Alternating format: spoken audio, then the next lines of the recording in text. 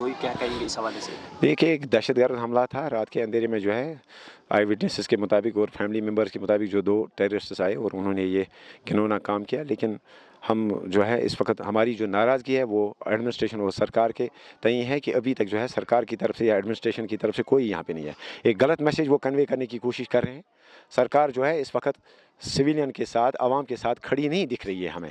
तो लिहाज़ा आपके थ्रू हम डिस्ट्रिक्ट एडमिनिस्ट्रेशन और डिस्ट्रिक्ट पुलिस के साथ-साथ अपने ऑनरेबल चीफ मिनिस्टर साहब तक ये मैसेज पहुंचाना चाहते हैं, उन तक ये अपील करना चाहते हैं उनको कि मेहरबानी करके खुदारा इस फैमिली के साथ आप खड़े रहिए।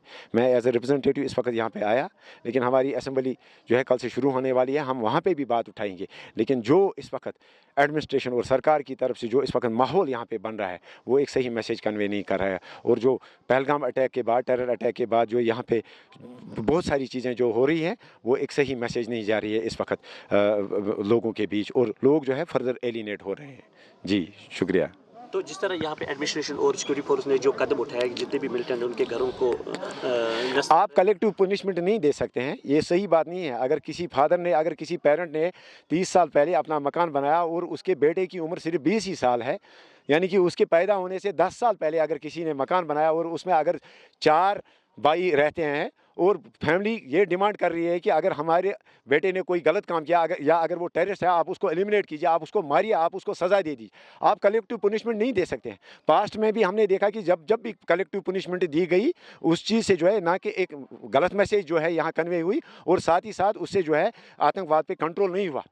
चाहे यहाँ पे इनडिस्क्रिमिनेटली एम्प्लॉइज़ को टर्मिनेट किया गया, चाहे इनडिस्क्रिमिनेटली यहाँ पे PSAs लगाए गए, चाहे यहाँ इनडिस्क्रिमिनेटली लोगों को बंद किया गया, उससे आतंकवाद ख़त्म नहीं हुआ। लिहाजा हमारी जो है, आपने अच्छा सवाल पूछा, हम चाहते थे कि ये सवाल कोई पूछे, लेकिन अनफॉर्चुनेटली कोई ये सवाल नहीं पूछ रहा है। पता नहीं मीडिया का भी क्यों, मीडिया पर्सन्स को भी क्यों इस वक्त सांप सो गया है, इस वक्त नेशनल मीडिया की तरह बिहेव कर रहे हैं। तो लिहाजा मेरी राय में आप कलेक्टिव पनिशमेंट जो है एक सिविलाइज्ड और एक डेमोक्रेटिक सोसाइटी में जो है ये कोई हल नहीं है। कलेक्टिव पनिशमेंट आप नहीं दे सकते हैं। क्या लग रहा है कि इस वजह से मिलिटेंसी क्रश हो जाएगा जम्मू कश्मीर? वही मैं कह रहा हूँ, नहीं होगी। कलेक्टिव पनिशमेंट से जो है मसले का हल नहीं होगा।